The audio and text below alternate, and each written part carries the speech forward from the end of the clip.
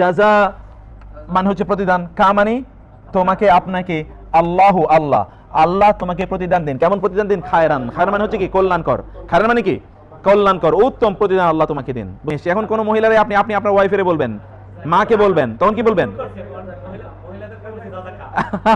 এই তো আজকে কারেকশন হয়ে গেল, জাযাকিল্লাহু খায়রান। মহিলাকে বললে কি বলতে হবে?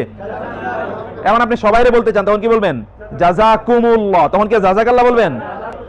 সবাইকে। হ্যাঁ, শুধু একজন নারী, শুধু একজন নারীকে যদি বলেন, আর বহুবচন হলে পুরুষ নারী সবার জন্য জাযাকুমুল্লাহ। যেমন আসসালামু আলাইকুম, হ্যাঁ জাযাকুম, কাকুমা কুম, আমরা পড়েছি না?